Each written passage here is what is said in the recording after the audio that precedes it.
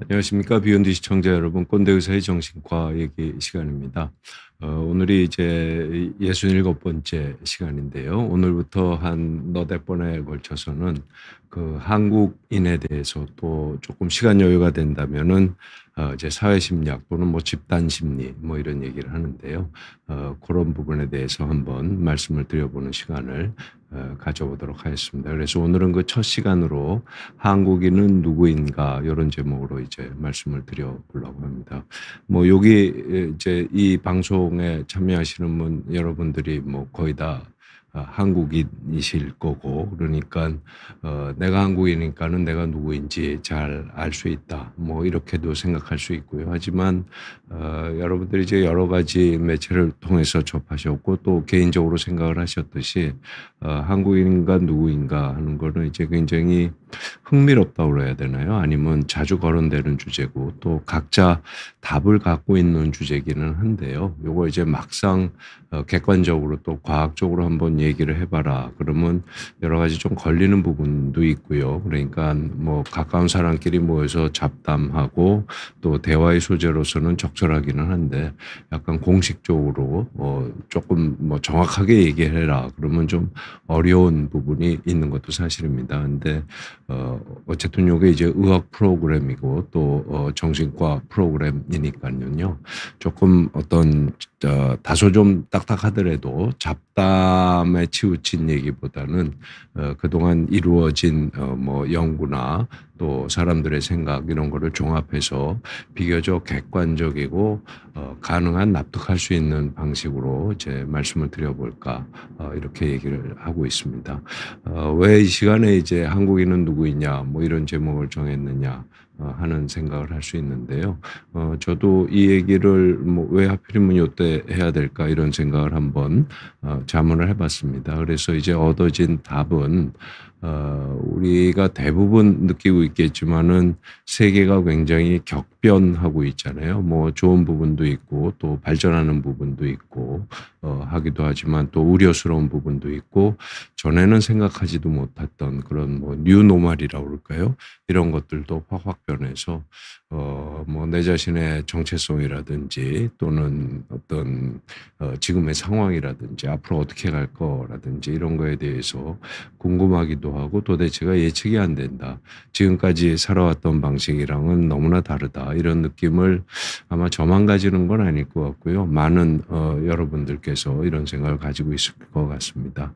한국도 예외는 아니죠. 어떤 부분에서는 한국이 어떤 세계의 여러 가지 변화되는 양상 이런 게 이제 어떤 특정한 공간 안에 아주 압축적으로 집약돼서 발생해 왔던 측면이 있기 때문에 한국에서는 조금 더 이제 격변하는 거를 느끼게 되고, 특히 이제 최근 뭐 몇 개월 사이에 한국이 여러 가지 정치적인 어려움을 겪고 또 어떤 새로운 페이지로 넘어가는 이런 시기에 있어서 한 번쯤 생각해 볼 만한 주제가 아닌가 해서 말씀을 드려보도록 하겠습니다. 그러니까 어려울수록 자신의 어떤 성격이나 정체성에 대해서 생각을 하고 그거를 어떤 기본이나 바탕으로 해서 이제 앞으로 어떻게 어떤 식으로 가야 될 거냐 하는 생각을 뭐 아주 거창한 담론이 아니래도 누구나 생활을 하면서 생각해 보게 되는 이런 부분이 있을 것 같습니다.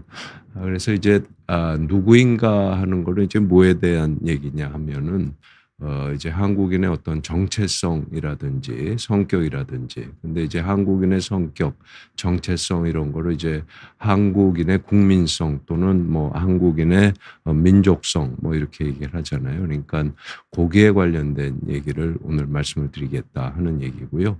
그다음에 조금 뭐 비속어기는 하지만 이제 젊은 친구들이 종특이라는 말을 많이 쓰기도 하죠. 어떤 뭐 종족적인 특성 뭐 이런 거에 준말일 수도 있는데, 그래서 그냥 뭐 편하게 얘기할 때 종특이라는 얘기를 하고, 대개는 그 뉘앙스는 좋은 뜻이라기보다는 이제 안 좋거나 비하하는 의미가 있기는 한데요. 어쨌든 뭐 꼭 어떤 민족이나 국가뿐만 아니라 어떤 그룹의 성격이나 그 양상을 기술하는 데 있어서 종특이라는 말도 많이 쓰고는 있는 것 같습니다. 그래서 그런 부분에 대해서 다소 좀 객관적으로 최대한 말씀드리는 범위에서 말씀드려 보도록 이렇게 하겠습니다. 한국인이란 무엇이냐 할 때 그 한국인의 뜻이 뭐냐 이렇게 얘기할 때요.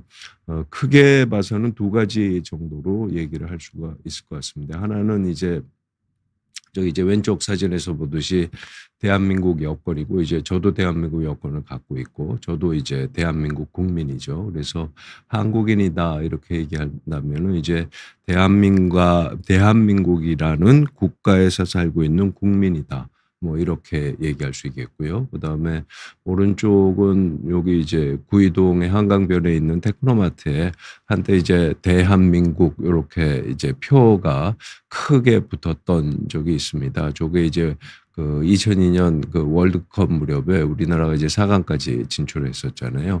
그때 이제 응원했던 문구를 저렇게 박아 놓은 겁니다. 근데 저도 어릴 때였지만 뭐 그 경험이 생생한데, 저 축구를 통해서 우리가 하나됨을 느끼고 또 같이 뭐 즐거워하고 또 흥미로워하고 이랬던 기억이 새롭습니다. 그래서 저런 식으로 이제 대한민국 외칠 때 저건 어떤 국가라기보다는 민족이라는 말 자체가 굉장히 파고 들어가면 애매한 얘기긴 한데요.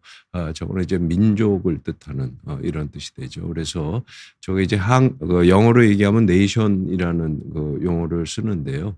저 네이션이라는 게 크게 봐서 두 가지 뜻이 있다 이렇게 생각할 수 있을 것 같습니다. 그래서 첫째는 어떤 국가로서의 네이션이고요. 둘째는 민족으로서의 네이션 이렇게 되겠습니다. 그래서 영어로 얘기할 때 네이션 빌딩이다 하면은 새로운 국가를 수립하는 것도 이제 네이션 빌딩이다 이렇게 얘기를 하고요.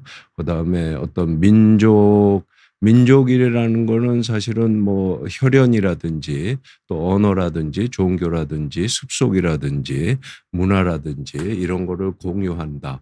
혹은 공유한다고 주관적으로 느끼는 그런 어떤 구성원 전체를 민족이라고 얘기를 한다면, 한국에 오랫동안 살았던 우리의 조상들은 하나의 민족이라고 할 수는 있겠죠. 근데 저게 이제 민족 의식이랑 똑같은 말이냐 하면은 그거는 그렇지는 않습니다. 예를 들어서 뭐 쉽게 얘기하면 조선시대에 양반과 평민이 같은 민족이라는 의식이 있었을까 뭐 이런 생각 해볼 수 있었잖아요. 근데 뭐 저도 그렇게 생각하지만 많은 사람들은 조선시대에 어떤 양반과 평민은 내가 양반이라고 생각하고 내가 평민이라고 생각했지, 저 사람은 양반이고 나는 평민이지만 우리는 하나의 조선이라는 민족, 한민족이다 이런 의식은 아마도 없었을 거라고 생각을 합니다. 그래서 그런 의미에서 민족 의식을 이제 생성시키는 거, 이것도 영어로는 이제 네이션 빌딩이다 이렇게 얘기를 합니다. 그래서 네이션이라는 건 국가이기도 하고 민족이기도 하고, 또 국가가 성립되는 거, 민족이 성립되는 거 자체가 바로 이제 말씀드리겠지만은 근대랑 상당히 이제 관련이 되는 부분이거든요. 그러니까 저 네이션이라는 거는 얼추 봐서는 근대랑 서로 이제 겹치는 부분이 있다. 뭐 이렇게 생각을 하실 수 있을 것 같습니다. 의학 채널인데 주제가 좀 이상하네요. 요런 뭐 말씀을 주셨는데, 이제 물론 그렇게 생각할 수 있고요. 한편으로는 이제 기본적으로 의학이라는 게 개인을 다루기도 하고 또 개인뿐만 아니라 사람, 또 그게 이제 오늘 관점에서 보면 인류를 다루잖아요. 그래서 그런 면에서 어떤 민족이라든지 국가를 다룬다는 것 자체가 좀 이상하다고 당연히 생각하실 수 있습니다. 근데 어떤 개인과 인류를 연결하는 어떤 여러 가지 이제 장치들, 뭐 말하자면 다리 같은 것들, 이런 것들이 있을 수 있잖아요.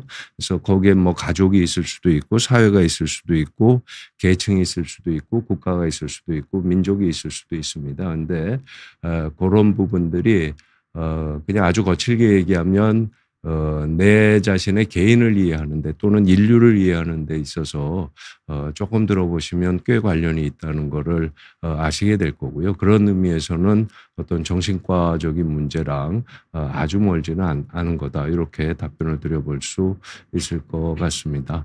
한희성님 댓글에는 이제 옛날엔 더 심했겠지만 40대 초반인 저도 40대 초반이시라고 그러면 아마 1980년대 생이실 것 같은데요. 부담이 엄청 심하다 이런 말씀을 하시잖아요. 그래서 한국에서는 장남 장녀라는 게 엄청 힘들게 나를 누르는 것 같기도 하다. 이런 말씀을 주셨는데요.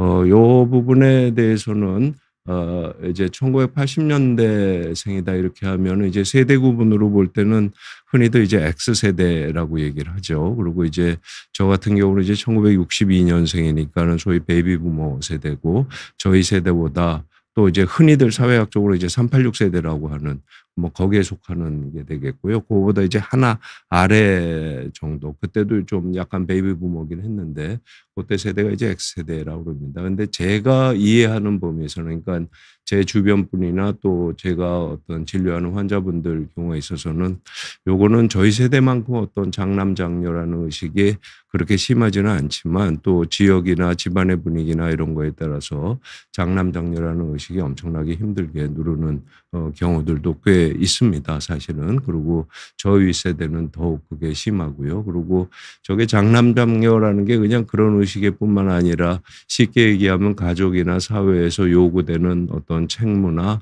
의무, 부담 이런 것까지 다 포함되는 거잖아요. 근데 한편으로 이제 그거로부터 이제 완전히 떨쳐버릴 수는 없지만 한편으로는 이제 또 내 자신이 잘 이제 커야 되고 발전해야 되고 잘 살아야 된다. 이런 거랑 이제 충돌하게 되는 경우들이 많죠. 그래서 사실은 이제 저 부분에 있어서도 굉장히 갈등이 의외로 있는 걸로 이렇게 돼 있습니다. 그래서 저런 부분을 뭐 예를 들어서 오늘 말씀드린 주제를 통해서 다 해결할 수는 없지만 어떤 의미에서는 한국 사회가 어떻게 발달했는지를 이해하는 게 어떤 의미에서는 내 자신의 문제이기도 하니까요.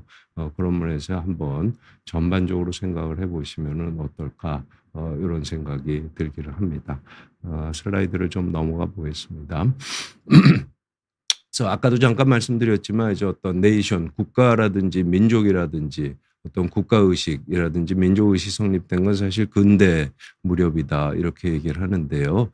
그냥 제가 생각하기에는 한국은 굉장히 압축 성장을 했잖아요. 그러니까 제 할아버지 세대만 해도 진짜 뭐 촌에서 농사 짓고 뭐 텔레비전이라든지 뭐 언론이라든지 이런 거 없이 그다음에 먹고 사는 건 농사가 거의 전부였던 요런 시대로부터 해서 제 경우에 있어서는 뭐 급속한 도시화부터 해서 뭐 PC가 생기고 인터넷이 생기고 SNS가 생기다가 요즘에는 뭐 AI까지 얘기하고 있고요. 또 가족 제도도 대가족부터 어떤 핵가족에서 요즘은 이제 개인으로 1인 세대가 많아지는 이런 세대까지 쭉 겪어왔기 때문에 굉장히 경제적으로도 성장하고 발전했지만 어떤 사회적인 환경이나 그에 따르는 어떤 의식의 변화도 무지무지하게 좀 어떤 현기증이 날 정도로 이렇게 벼락치기를 해온 측면이 있다고 생각을 합니다. 근데 그렇게 보면 우리나라 사람들이 굉장히 뭐라 그럴까요? 근면성실하고 굉장히 똑똑한 민족이다. 이거는 어떤 뭐 자뻑에 대한 문제가 아니라 저도 이제 오랫동안 생각을 해보니까 그 사실인 것 같습니다. 굉장히 근면하고 성실하고 똑똑한 민족은 맞습니다. 근데 한편 생각하면 서양이 오늘의 모습을 갖추기까지, 그러니까 보통 근대가 언제부터냐 이렇게 얘기할 때 대부분의 사람들은 한 1450년 또는 뭐 1400년 초반, 1300년도 후반 이때 그 이탈리아 르네상스가 이제 근대의 시작이다 이렇게 생각을 하거든요. 그러면 이제 르네상스가 최전성기가 1450년쯤으로 보고 지금이 한 2025년 이렇게 보면은 대략 한 600년 넘게 오늘의 모습을 가져오기까지 말하자면 이제 지지구 복 같죠. 그래서 지지구 복은 거에 대한 뭐 책들이라고 그럴까요? 이런 거 한번 쭉 쌓아 올려보면 뭐 피렌체부터 메디치가 마키아벨리, 그다음에 뭐 근대의 탄생, 부터 해서 가깝게는 이제 1차 대전, 2차 대전까지 그리고 전후 질서 이런 것들로 해서 굉장히 서양도 지금의 서양의 모습을 갖추기까지 굉장히 오랜 시간이 걸렸고 또 굉장히 지지고 볶은 부분이 있습니다. 그리고 더 뒤로 넘어가면 뭐 르네상스라는 게 잘 아시고 계시겠지만 고대 그리스 로마로 돌아가자. 고대 그리스 로마에서 배울 걸 배우자. 뭐 이런 부분이잖아요. 그러면 그렇게 따지면 저 모습을 가진 지가 한 2000년이 되는 겁니다. 근데 우리나라는 사실은 정확하게 얘기하면은 자발적으로 근대를 취했다고 보기는 어렵죠. 그래서 어쨌든 뭐 서양 세력이라든지 또 일본이라든지 이런 거에 대해서 다소는 이제 반강제적으로 근대화가 된 측면이 있는데 그게 뭐 아무리 길게 봐도 뭐 한 100년 조금 넘어 정도밖에 안 되고 본격적으로 근대다 이렇게 하면 뭐 6.25 이후 해방 이후 뭐 이렇게 따지면 한 70년 정도밖에 안 됩니다. 그러니까 굉장히 벼락치기로 압축 성장을 했고 이제는 뭐 예를 들어서 뭐 문화적으로는 뭐 BTS다 블랙핑크다 또는 뭐 이번에 뭐 무슨 그 이제 뮤지컬에서 상 받은 거 뭐 이런 것도 있고 문화적으로 굉장히 이제 서양 세계랑 동질화되고 서양에서도 한국 문화가 인정받는 이런 수준까지 도달을 했죠. 그래서 그런 면에서 이제 근대를 졸업했다 이렇게 치면은 굉장히 빠른 시간에 이제 벼락치기를 한 측면이 있습니다. 그래서 지금부터는 좀 뭐 돌아가고 다시 복습을 해야 되고 이런 측면이 어쩔 수 없이 있지 않나 뭐 이런 생각이 들기는 합니다. 그래서 그런 부분이 한국인이란 누구인가 또 한국인의 정체성은 뭐냐 이런 거를 하는 데 있어서 뭐 예를 들어서 한국 사람들은 뭐 근면성실하다든지 뭐 한국 사람들은 냄비근성이 있다든지 뭐 그다음에 뭐 흥이 많다든지 뭐 이런 거를 이해하는 것보다도 이런 맥락에 대해서 한번 좀 생각해 보는 게 한편으로는 더 중요하지 않을까 이런 측면에서 이제 한번 말씀을 드려봤습니다. 윤희님이 한국 사람들이 근면성실하고 똑똑한데 왜 사업 파트너로 잘 안 되느냐 뭐 이런 말씀인데요.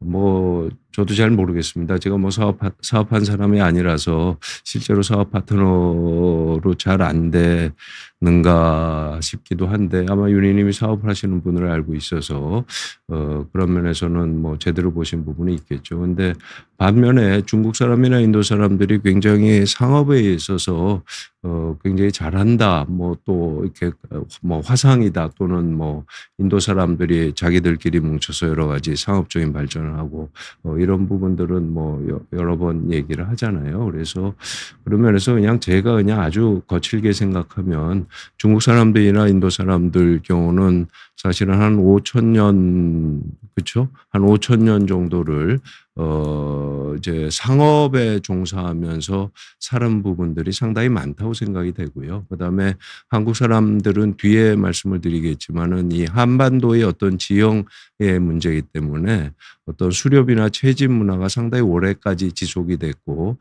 그런 면에서 어떤 서양에서 얘기하는 의미에서의 어떤 문명화라고 그럴까요? 그리고 상업이라는 게 뭐 기본적으로 문명이랑 따라가는 부분이 있잖아요.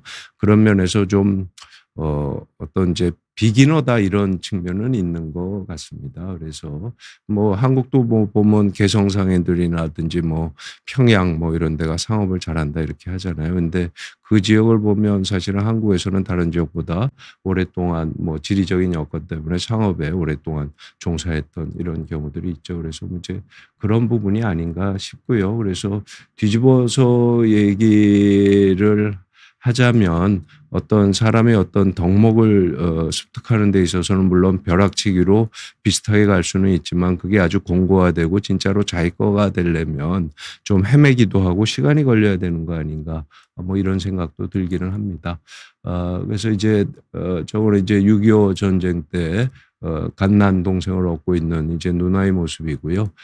그다음에 오른쪽 그림은 지금 뭐 가산 디지털 단지인가 그런데 이제 구로구에 있는 가리봉동에 있는 이제 쪽방촌의 모습입니다. 그래서 우리나라가 한참 이제 근대화를 하고 산업화가 될 때 시골에서 이제 무작정 상경해서 그냥 거의 잠만 잘 수 있는 저런 쪽방촌에서 자면서 월급 얼마 안 받아서 또 집에다 보내서 동생들 공부시키고 저 친구들은 뭐 기껏해야 취미생활이라는 게 그때 이제 양품점이라는 게 있었거든요. 그래서 양품점에 가든지 다배 가서 음악 듣든지 혹은 이제 조금 더 흥이 나면 그냥 아주 허름한 나이트클럽을 가든지 뭐 이랬던 시절이 있습니다. 근데 뭐라 그래야 되나 저런 글구가 있었는데 저도 저거에 전적으로 동의하는데요.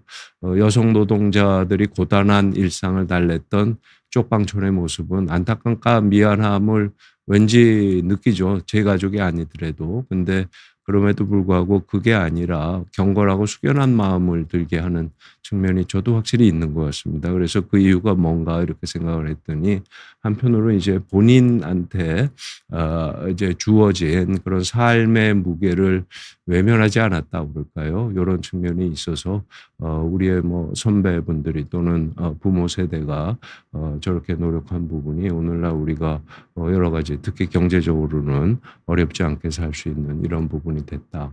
이렇게 말씀드릴 수 있을 것 같습니다. 그래서 오늘의 주제에서 뭐 심리에 대해서 얘기하자, 정체성에 대해서 얘기하자, 뭐 이렇게 얘기를 할 수 있지만 그래도 뭐니 해도 가장 확실한 사실이 뭐냐 이렇게 얘기하면 한국이 급격하게 경제 성장을 했고 그러다 보니까는 이제 잘 살게 됐다. 뭐 이런 얘기가 됩니다. 그래서 뭐 그냥 뭐 간단하게 제가 최근에 본 예를 통해서 말씀을 드려보자면은 제가 뭐 굉장히 재밌는 미드를 한 편 본 적이 있었는데요. 거기 이제 뭐 약간 뭐 정치 경제 드라마 같은 거였는데 한 대통령 후보가 이제 자기가 대통령 후보를 양보하면은 자기를 이제 대사로 보내주겠느냐 이렇게 이제 딜을 하는 대목이 있습니다. 근데 이제 자기는 이제 사우스 코리아 가면 안 되느냐 이랬더니 거기는 안 된다 뭐 이렇게 얘기하면서 한국은 세계 10위권의 경제 대국이면서 지정학적으로 매우 중요한 국가니까 너처럼 어떤 외교 경험이 없는 애는 어떤 영해직으로서 한국에 가는 거는 부적절하고 전문 외교관이 가야 된다 뭐 이런 식의 대사가 있던 적이 있습니다. 그래서 뭐라 그래야 되나 우리가 이제 사실은 세계적으로 뭐 인정을 받아서 좋다 뭐 이런 것만은 아니지만 굉장히 한국에 알려져 있고 그다음에 인정도 받고 있고 이런 부분이 있게 되는 거죠. 그래서 이런 측면에서 이제 우리가 우리의 정체성에 대해서 한번 생각해 보는 이런 부분을 한번 봤으면 좋겠습니다. 근데 이제 이게 어떤 국뽕이라든지 국수주의라든지 혹은 어떤 집단주의에 매몰돼서 나를 잊어버리고 한국만을 생각하고 그다음에 세계를 잊어버리고 한국만을 생각하고 이게 이제 제일 경계해야 될 모습입니다. 그래서 그런 면에서 이제 한국인의 성립과 변천을 얘기하는 데 있어서 어떤 인류사적인 관점에서 인류 전체의 입장에서 한국인은 어떻게 발전해야 하고 어떤 위치를 취하고 있느냐 이런 거를 생각을 해보는 게 보다 더 정확하고 효율적으로 한국 사람을 이해할 수 있는 부분이 돼서요. 거기에 대해서 한번 말씀을 드려보도록 이렇게 하겠습니다. 누구나 다 알듯이 인간은 이제 커서가 잘 작동을 안 하는데요. 그냥 말씀을 드리겠습니다. 저기 이제 허리가 이제 잔뜩 굽혀진 동물이 침팬지고요. 조금 이제 허리가 펴진 동물이 이제 호모사피엔스는 아닌 오스트랄로피테쿠스. 그러니까 지난 시간에 얘기했던 이제 루시 종이 되겠습니다. 루시고 이제 맨 오른쪽이 이제 호모사피엔스다 이렇게 하면은 사실 이제 침팬지는 너클 보행이라고 그래서 아주 네 발 달린 동물처럼 기어다니기도 하지만 저렇게 이제 팔이죠. 팔 부분을 짚고 다니면서 그러니까 약간 두 발로 걷지는 않지만은 완전히 기어다니지 않는 그런 중간 단계의 보행을 하게 되는데 저 침팬지의 경우는 무릎이 굽어 있잖아요. 그리고 허리도 심하게 굽어 있죠. 그래서 저런 침팬지가 인간으로 호모 속으로 돼가는 과정은 뭐 쉽게 얘기하자면 무릎이 퍼지고 그다음에 허리가 펴지고 또 그러다 보니까는 좀 무거운 두개골을 척추가 받쳐줘야 되는 뭐 이런 부분이 생기고요. 그다음에 이제 골반은 이제 인간이 애를 상당히 좀 크게 낳는 편입니다. 그래서 거기에 이제 출산에 적당하게 하기 위해서 골반이 모습이 변형된 게 이제 오늘날의 우리 인류의 모습이다 이렇게 생각할 수 있고요. 저걸 이제 이제 용어로는 아나토미칼리 모던 휴먼이다 이렇게 얘기를 합니다. 그래서 여기도 이제 근대라는 얘기가 나왔잖아요. 그러니까 저 근대라는 게 아까는 이제 근대의 시작이 르네상스라고 말씀을 드렸지만 사실은 근대의 저 범위가 굉장히 넓습니다. 그래서 해부학적으로 근대의 인간, 그러니까 호모 속부터 이제 근대다 이렇게 얘기하기도 하는데 저 때부터 이제 인간이 인간다워졌다 이렇게 얘기를 하고요. 저 아나토미칼 모던 휴먼은 대략 한 200만 년 정도 되는 걸로 이렇게 얘기를 하고 있습니다. 두 발로 걷기 시작한 건 한 600만 년이다. 루시의 경우가 한 600만 년 됐다. 이렇게 얘기를 하거든요. 그래서 이제 그 뭐 숫자가 중요하다는 말씀을 드리는 게 아니라 인간이 인간다움을 하게 되기까지 200만 년이 걸렸다. 뭐 이렇게도 생각할 수 있다. 이런 뜻이 되겠습니다. 그래서 요게 이제 중간에 있는 오스트랄로피테쿠스 속에서 호모 속으로 넘어가면서 이루어진 발전이 뭐게 되냐면 사실 이제 이 오스트랄로피테쿠스도 두 발로 걷기는 하죠. 근데 저게 이제 호모 속이 되면, 그러니까 호모 사피엔스를 비롯해서 호모 속이 되면 이제 퍼시스턴트 러닝 혹은 인듀어런스 러닝이라고 그래서 끊임없이 달린다. 그러니까 오래도록 달릴 수 있게 한다. 이렇게 됩니다. 근데 이런 원숭이류에 있어서는 저렇게 오래도록 달릴 수 있는 사람이 호모사피엔스밖에 없다는 게 널리 알려져 있습니다. 근데 저 오래 달리게 되면 어떻게 되죠? 사냥을 그러니까 다른 동물에는 없는 아주 장점이 있기 때문에 위닝샷이 있기 때문에 사냥을 잘하고 그 사냥을 통해서 충분한 먹이를 섭취하고 또 인구가 증가하게 되고 이렇게 되죠. 그래서 최근에 얘기하는 건 저 퍼시스턴스 러닝 자체가 인간이 인간됨을 만들고 인간이 발전하게 된 어떤 아주 중요한 계기가 됐다 이렇게 얘기를 합니다. 그래서 저게 저런 식으로 이제 퍼시스트 러닝이 이루어지게 됐죠. 그래서 이제 아주 그냥 도표로 말씀을 드리자면 요 아프리카 동쪽에 있는 여기 뭐 이디오피아라든지 케냐 요 부분에서 그 이제 인류가 아까 말씀드린 이제 아나토미칼리 모던 휴먼에서 계속 이제 달리고 하다 보니까는 비헤이비어럴리 모던 휴먼이라고 그래서 사람이 하는 행동, 하는 짓도 요즘 사람이랑 뭐 별로 큰 틀에서는 차이가 없다 이런 식으로 됐다고 얘기를 합니다. 그래서 그걸 이제 비헤이비어럴리 모던 휴먼, 그러니까 행동학적으로 현생 인류다 이렇게 얘기를 하는데요.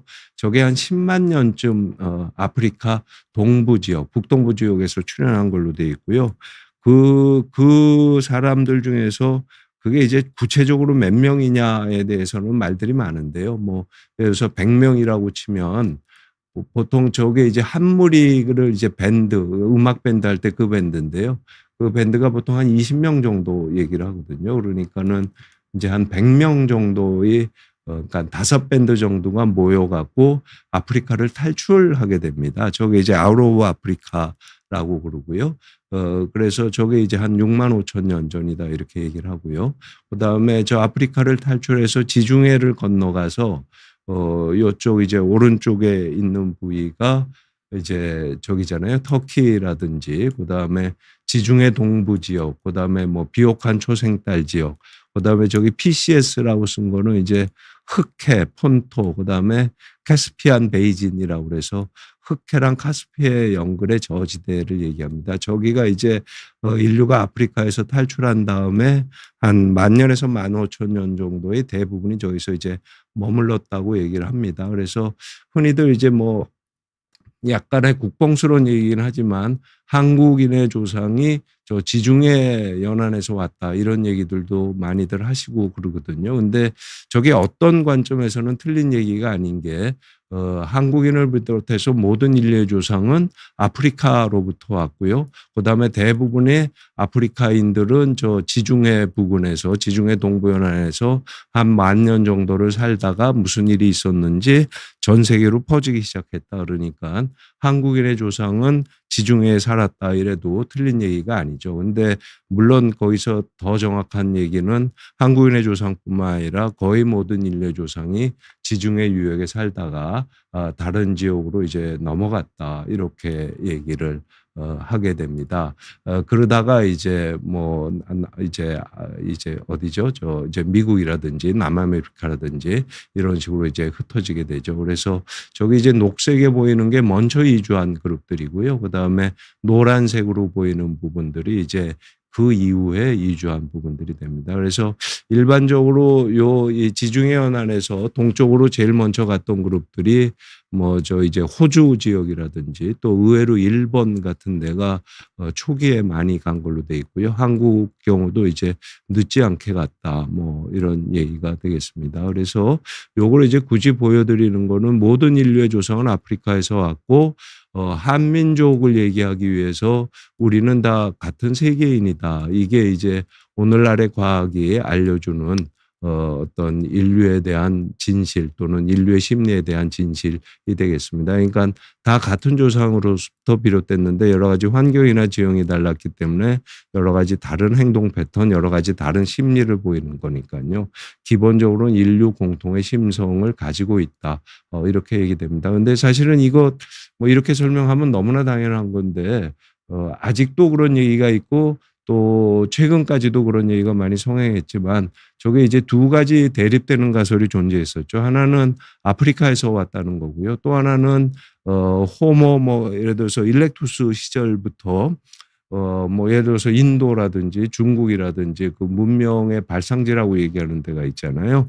거기서 있는 호모 이렉투스가 개별적으로 독자적으로 진화를 해갖고 중국인이 되고 인도인이 됐다. 이런 이론도 아직까지도 주장하는 분들이 있습니다. 근데 그게 함의하는 바는 이제 완전히 다르게 되죠. 왜냐하면 그렇게 되면 우리 중국인들은 옛날부터 중국 땅에 걸쳐서 어떤 중국의 황하 문명을 이루고 다른 어떤 세계의 사람들보다 우월하고 인종적으로 다른 사람들이다. 뭐 이런 얘기가 되니까요.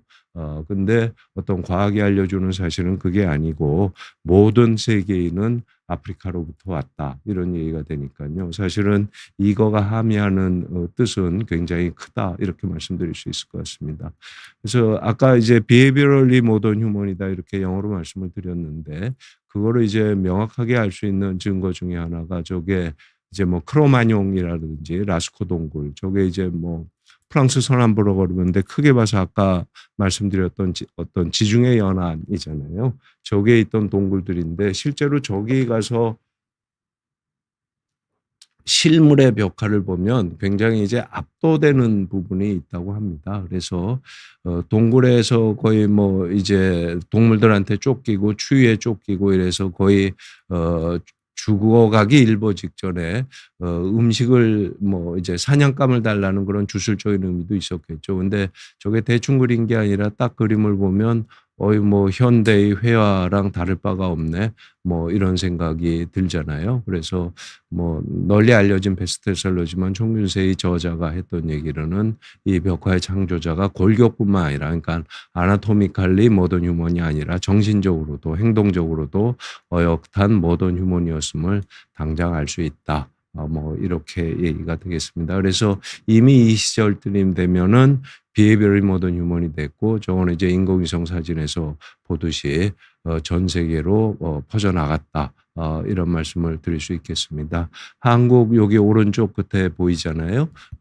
건너편에 일본이 보이고 왼쪽에 중국이 보입니다. 아까 어떤 분이 댓글에서 오세광 님이 이렇게 보니 대한민국 나라가 너무 작네요. 이렇게 말씀하셨는데 사실은 크기로 보면 작죠. 근데 크기가 꼭 중요하다 뭐 이렇게 얘기할 수 있는 건 아니지만 어쨌든 작습니다. 근데 저 작은 국가에서 경제적으로 10위권의 대국으로 성장을 하고 또 그거보다도 더 놀라운 사실은 저기 대충 보면은 뭐 중국이라든지 러시아라든지 일본이라든지 손꼽히는 강국 사이에 이제 찡겨져 있는 국가잖아요.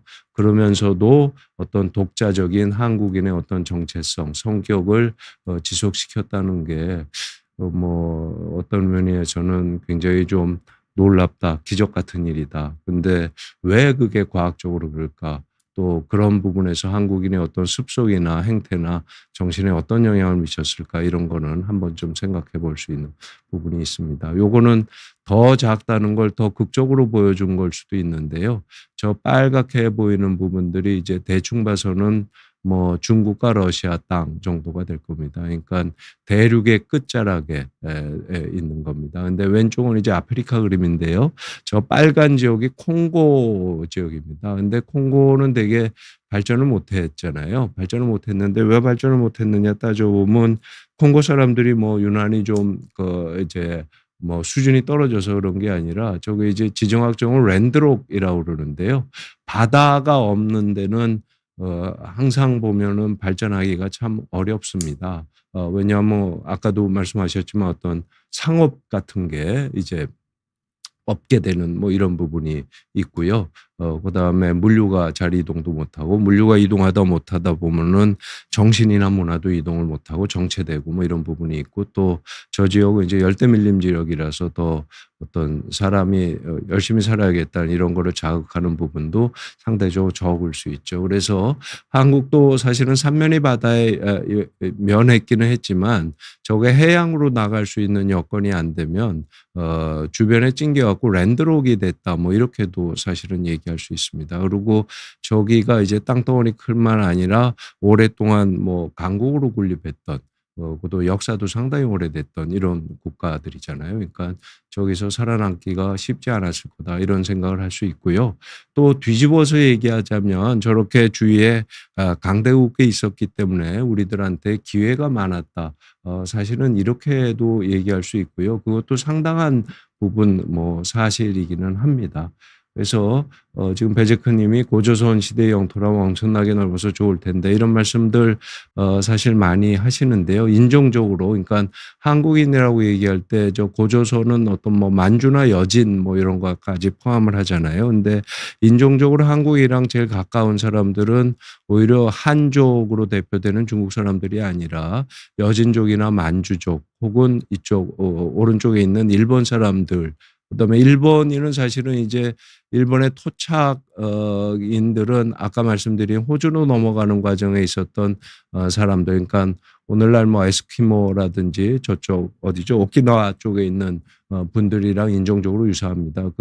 그런 분들을 이제 일본 문화에서는 야오인이라고 그러고요. 그게 이제 우리나라 뭐 백제 시대나 이런 때 이제 이 반도 쪽에서 일본으로 넘어간 사람들을 이제 그러니까 그거를 이제 원래 토착 부정을 이제 조먼인이라고 그러고 그다음에 이제 백제나 이런 데서 반도에서 넘어갔던 사람들을 이제 야요이인이라고 그래서 그 두 민족이 이제 합쳐진 게 일본인이다. 뭐 이렇게 얘기를 하거든요. 예. 그런데 사실은 그래서 이제 한국 사람들이 일본이나 만주족이랑 가까운 건 사실이지만 어떤 지형적인 여건이나 이런 것 때문에 사실은 고조선 시대에 위쪽에 살았다는 사람들은 한국인이랑 같은 문화를 공유했을 가능성은 상대적으로 좀 적지 않나 이런 생각들을 많이 합니다.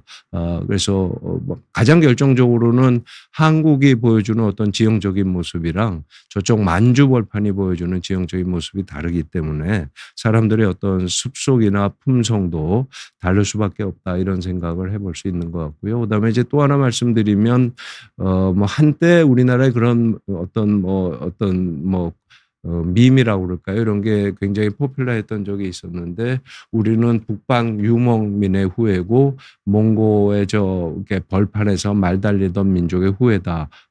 그래서 이제 어떤 징기스칸의 어떤 피가 한국인에도 내재돼 있어서 언제든지도 이제 영웅적인 서사를 할 수 있다. 뭐 이런 식의 어떤 사회적인 밈, 뭐 이런 것들이 있었던 시절이 있는데요.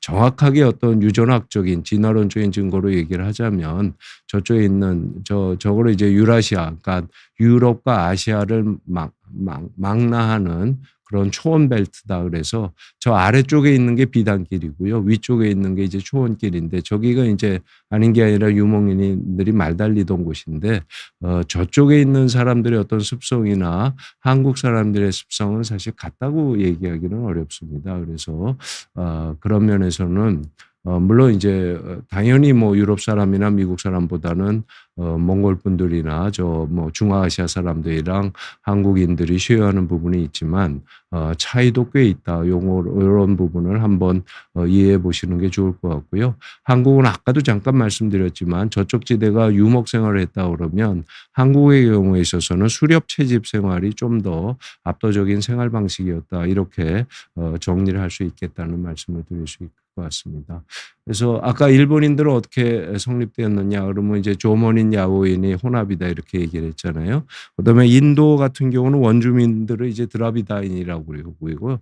그다음에 이제 인도 유럽 어족계의 아리아인들이 보다 발달한 문명을 가지고 밀고 들어온 게 이제 인도의 성립이다 이렇게 얘기를 합니다. 그리고 이제 워낙에 뭐 살 수 있는 땅은 좁은데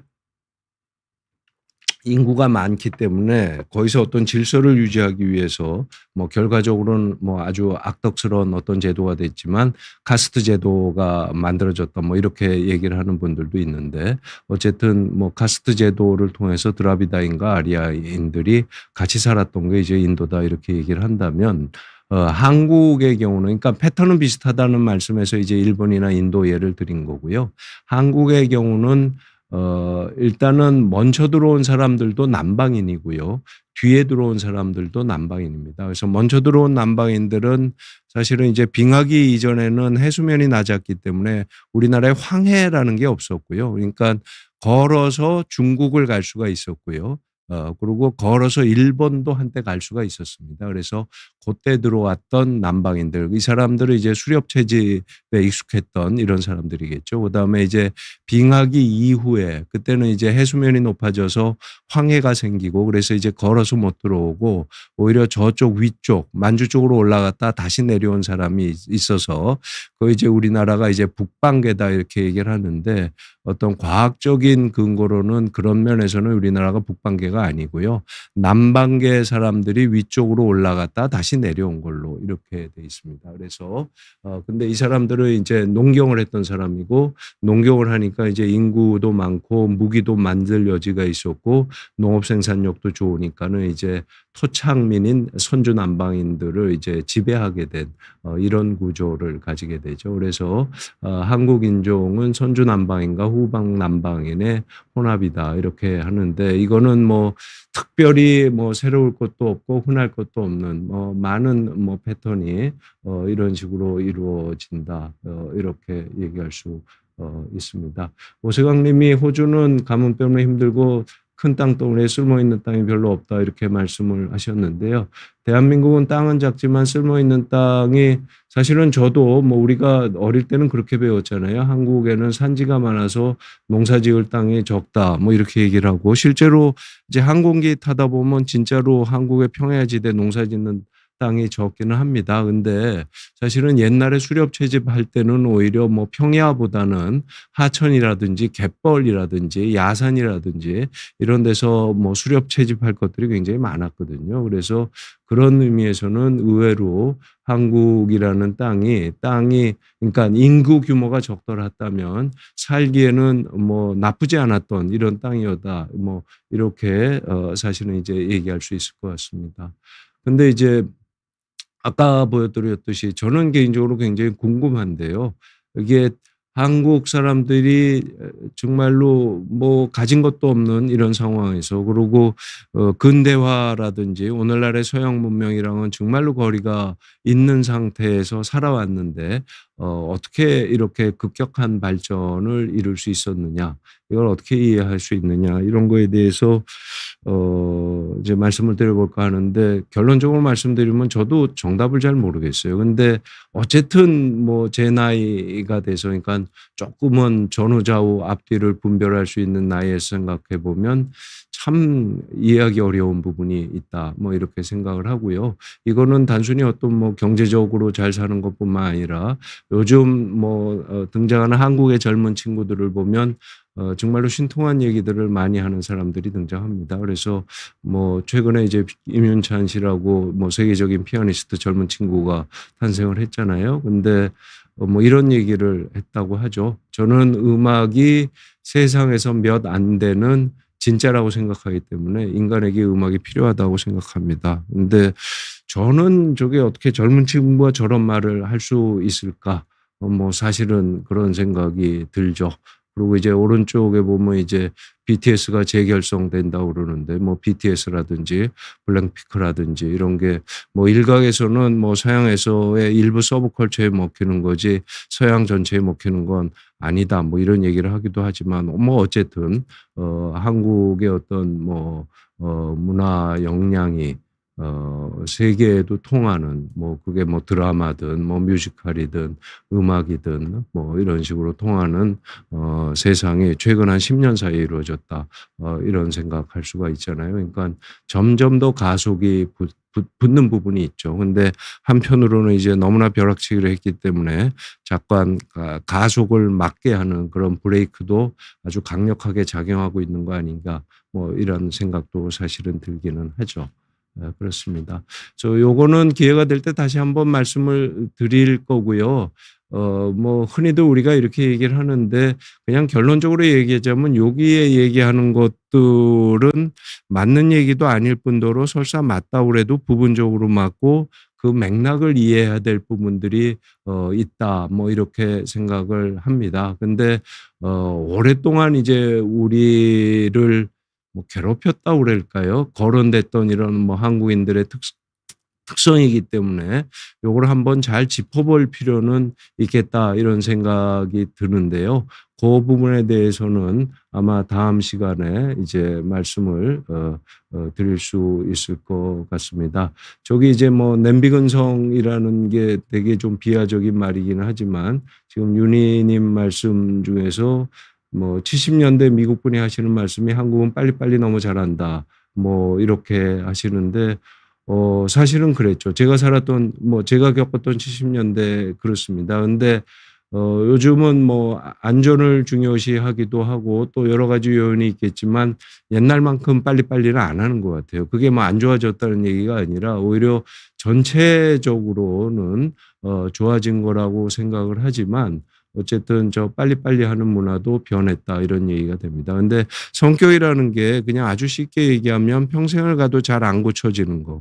그게 어떤 민족이나 국가로 얘기해도 상당한 오랜 시간 지속되는 게 성격이잖아요. 그러면 우리가 한국 민족의 성격이라고 알고 있던 남비근성 뭐 속칭 남비근성이라는 것도 한국인의 어떤 깊은 뿌리 박은 이런 성격은 아니지 않은가 뭐 이런 생각을 사실은 해볼 수 있을 것 같습니다. 한국의 특성으로 우라병, 화병 이것도 사실은 한때 정신과에서 컬처 바인드 신드롬이라고 해서 특정한 문화에만 발생하는 질병 그래서 그 미국 진단 체계 DSM이라는 진단 체계에 화병이 공식적으로 올라가 있었던 적도 있습니다. 근데 제가 진료하면서도 겪고 제 주변의 정신과 의사들 봐도 요즘은 화병이라고 진단되는 분들 별로 없습니다. 그래서 저게 공식적으로 진단책에 올라간 게 20년도 안 되는데 사실은 20년도 안 돼서 그게 또 없어졌잖아요. 그래서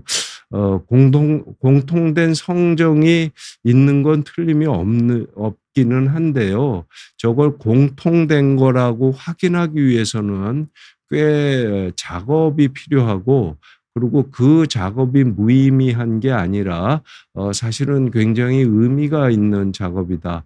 이게 제가 이제 요 몇 시간을 통해서 말씀드리고 싶은 이런 부분입니다. 그래서 그에 대해서 이제 하나만 말씀드리자면 오른쪽은 이제 진중권 씨가 자기 책에서 했던 얘기인데 독일 사람들은 목소리를 높이거나 싸우는 일이 없다. 목소리를 높이면서 삿대질의 뒷목까지 잡는 모습은 우리네 모습과는 달라도 너무 다르다. 한국인들이 정념이 뜨거워서 그런 게 아닌가 하는데 요게 뭐 예를 들어서 1980년대다 90년대다 그러면 맞을 것 같아요. 근데 요즘 그런가요? 뭐 저는 어떻게 뭐 특히 뭐 자동차 하다가 뭐 접촉사고 날 때 옛날에 삿대질하고 뒷목 잡는 모습 많이 봤는데 요즘은 굉장히 뭐 쿨하게 접촉하면은 얼굴 하나 찜푸리지 않고 각자 보험회사에 연락하고 해결하고 이렇게 되는 거잖아요. 그래서 저거는 진중권 씨가 틀린 것 같아요. 그래서 사실은 뭐 꼭 진중권 씨가 틀렸다기보다는 저런 식으로 어떤 민족의 성격, 한국인의 성격이라고 얘기하는 것들이 조금 더 차분하게 생각을 해 보니까 저게 성격이라는 게 아니라 어떤 일시적인 현상이 아닌가 뭐 이런 생각들을 사실은 뭐 전 세계적으로 이제 많이 하게 된 것 같습니다. 그래서 제가 뭐 한때 터키 이스탄불에 가서 되게 놀랐던 적이 있었는데 그때는 이제 한국에서 그런 문화가 없었는데 택시를 타고 가는데 거의 총알 택시로 달려요. 그러다가 갑자기 찍 서는데 왜 섰냐 보니까는 옆에 택시 운전사 둘이 싸우고 있더라고요. 그러니까 제 차를 몰던 택시 운전사가 갑자기 문을 열고 가더니 그 싸움에 들러붙어 갖고 어떤 한 사람의 얼굴을 가격을 하더라고요. 그래서 깜짝 놀랐는데 나중에 알고 보니까 서로 아는 사람도 아니에요. 그러다 보니까 그때 딱 느꼈던 게 제가 어렸을 때 한국에서 택시 타고 다니다가 뭐 조금 뭐 이렇게 싸울 일이 있으면 누구든지 거들어 갖고 같이 싸움에 동참했던 이런 시절이 뭐 갑자기 생각이 나서 좀 웃음이 났던 적이 있습니다. 그래서 어떤 민족의 어떤 심리 이런 거 얘기할 때는 굉장히 뭐라 그래야 되나 생각을 해 봐야 될 부분이 있다. 뭐 이런 생각 들여 볼 수 있을 것 같습니다. 그다음에 이제 뭐 한국인의 누군가 할 때는 뭐 정체성, 성격, DNA, 국민성, 민족성 이런 거에 대해서 말씀드려 보겠다 하는 얘기인데 이제 저 DNA 얘기가 나왔으니까 한번 이제 말씀을 드려보자면 DNA다 그러면은 이제 생물학적인 거고 절대 안 바뀌는 거잖아요. DNA는 한번 가지고 난 DNA는 이제 죽을 때까지 안 바뀌니까요. 어떤 DNA가 발현하느냐는 이제 환경에 따라서 영향을 받는 거지만요. 그렇게 하다 보면은 외국인에도 한국에서 오래 살아도 외국인의 DNA는 예를 들어서 뭐 미국인이다 그러면 미국인의 DNA는 계속 뭐 있기 때문에 그렇죠. 절대로 한국 사람이 안 될 거다 이렇게 생각할 수 있잖아요. 근데 뭐 저는 이런 경우도 굉장히 많이 봤습니다. 한국에서 오래 살았던 외국인이 뭐 좋은 의미에서든 안 좋은 의미에서든 더 한국 사람 같다. 그래서 저 사람은 생긴 것만 코쟁이지 뭐 영 하는 행동은 한국 사람이다.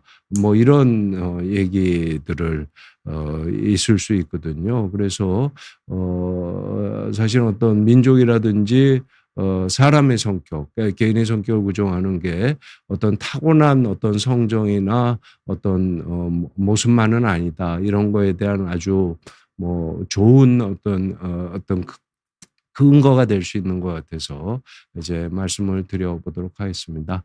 요거는 이제 간단하게 말씀드리고 다음 시간에 한번 더 말씀을 드려보겠는데 항상 이제 어떤 한국인의 성격에 대해서 얘기할 때 예를 들어서 남이 우리를 보는 거를 그대로 받아들일 거냐, 그러니까 반성을 하면서 인정할 건 인정하느냐, 아니면 우리의 속사 정도 모르는 남이 얘기한 거는 비판적으로 가능하면 받아들이지 않을 거냐, 뭐 이런 게 사실은 또 뭐 말하자면 문화인류학이라고 그럴까요? 그런 부분에서 굉장히 의외로 중요한 부분입니다. 그래서 저게 이제 국화칼이라는 건 뭐 베네딕트인가요? 굉장히 뭐 아주 문화인류학자로서 대가인 사람이 일본 사람을 규정한 책이라고 그래서 한때 베스트셀러가 됐는데 제 기억이 맞다면은 저 저자가 일본에도 가보지 않고 일본에 대한 기술한 책을 여러 가지를 모아 갖고 일본 사람에 대해서 자기가 생각하는 바를 적었고 일본인을 규정했는데 그게 베스트셀러가 돼서 일종의 오류다 뭐 이런 식의 주장을 하는 것도 들었고요. 그다음에 한때 한국에서 이제 베스트셀러가 됐잖아요. 일본이 없다 뭐 이런 책도 있었는데 일본 사람들이 들으면 굉장히 기분 안 좋아했을 것 같기는 해요. 왜냐하면 일본 사람들이 한국은 없다 이렇게 얘기하면 당연히 우리나라 사람들 기분 안 좋을 거잖아요. 그래서 저게 이제 남이 나를 규정하는 게 근데 사실은 한국 사람이 어떤 사람이냐 이렇게 얘기할 때 실제로도 한국인의 심리를 이제 연구했던 많은 논문들이 그랬고요. 그다음에 저도 거기에 관련된 어떤 책들을 많이 읽었는데 뭐 개화기부터 시작해서 뭐 외국의 선교사라든지 또 사업하러 온 사람들이 한국에 체류하면서 그러니까 일정 기간 뭐 단순히 뭐 들렀다 하는 건 아니고 일정 기간 체류하면서 겪은 거를 토대로 한국인의 성격을 기술한 책들이 여러분들 찾아보시면 의외로 굉장히 많습니다. 그러면 한편으로는 동감이 되고 한편으로는 찔리기도 하고 한편으로는 좀 의심스럽기도 하고 이런 부분들이 있는데 어쨌든 내가 나를 이해하는 데 있어서 남이 나에 대해서 얘기하는 것 또 그게 진심 어린 충고면은 또 한번 당장은 좀 입에 쓰더라도 생각해 볼 필요가 있는 거잖아요. 그래서 그런 부분에 대해서 한번 좀 생각해 보시면 좋겠다 하는 말씀을 드릴 수 있을 것 같습니다. 오늘 말씀드리려고 하는 내용은 이제 마지막 슬라이드고요. 조금은 이제 도발적인 슬라이드이기는 합니다. 여러분들 한국이 그러니까 한국 사람은 동양 사람이라고 생각하세요? 서양 사람이라고 생각하세요?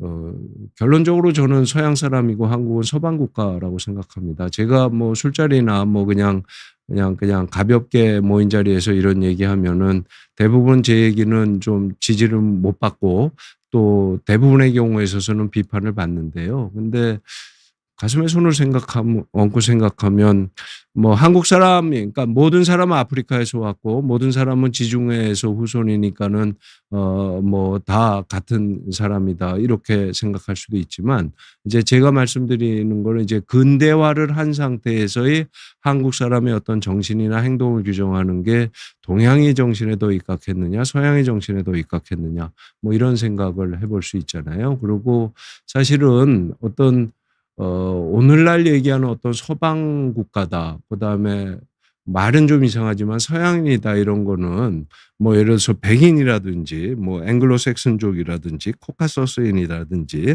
이런 사람들만을 서양이라고 하는 게 아니고요. 어떤 근대의 가치. 근데 근대의 가치가 서양으로부터 왔던 건 사실이죠. 그래서 어떤 개인의 존중이라든지 어떤 민주적인 제도라든지 뭐 삼권의 분립이라든지 개인의 개성을 존중한다든지 또 상당 부분의 다수결을 존중하지만 소수의 의견도 존중한다든지 그다음에 어떤 자유를 존중한다든지 그다음에 어떤 시장이라든지 교환을 중시한다든지 이런 어떤 가치 자체는 솔직하게 얘기해서 동양에는 없든지 있어도 아주 이렇게 풀리 발전한 이런 가치는 아닌 게 사실입니다. 근데 제가 가슴에 손을 얹고 생각할 때 제가 배운 의학도 서양의 의학이고요. 제가 지금 말씀을 드리는 포맷도 서양식이고요. 제가 사는 집도 서양식이고 제가 다니는 학교도 서양식 학교고 그렇습니다. 그래서 한국 사람은 동양 사람이고 동양 국가냐 이거는 뭐 그게 아니고 서양이다 이렇게 얘기하는 것도 우습기는 하지만 사실은 서방 국가라고 보는 게 여러 가지 부분에서 좀 더 솔직하고 우리가 여러 가지 동양적인 패턴을 살았지만 또 서양의 문물을 흡수해서 그 양쪽을 조화롭게 해서 새로운 어떤 문명에 기여할 수 있는 어떤 새로운 기틀을 만들었다. 이렇게 이해하는 게 사실은 좀 더 건전하고 맞는 생각일 것 같고요. 아까도 잠깐 말씀드렸지만 그거의 어떤 하나의 예로서 한국에서 한국에서만 이루어지던 문화가 세계에서도 먹히고 그다음에 어떤 세계인들의 성정과 어떤 세계인들의 생각을 우리도 별 부담 없이 받아들이고 또 우리의 생각도 세계인들이 부담 없이 받아들이는 이런 상태가 된 게 어떤 면에서는 사실은 반강제적으로 근대화를 했지만 어떤 변곡점을 통과했다 그럴까 질적인 변동을 이루기 시작했다 그럴까 이런 부분이 있겠다고 말씀을 드리고요. 근데 그럼에도 불구하고 이렇게 좋은 부분만 있는 게 아니라 최근에 여러 가지 돌아가는 거를 보면 좋은 부분에 대해서 브레이크가 많이 걸리고 있다 이런 느낌을 사실은 솔직히 받고요. 그걸 어떤 개인의 문제뿐만 아니라 아까 말씀드린 식으로 어떤 국가의 단위나 어떤 민족의 단위로 한 번쯤을 생각을 해볼 때 어떤 우리나라라는 어떤 공동체의 선을 위해서도 도움이 될 뿐만 아니라 공동체에 활발하게 건강하게 기여하는 개인의 어떤 뭐 정신 건강이라고 그럴까요? 바람직한 행동이라고 그럴까요? 좀 더 발전적이고 후손에게 더 좋은 어떤 레가시를 물려줄 수 있는 그런 행동 패턴일 것 같아서요.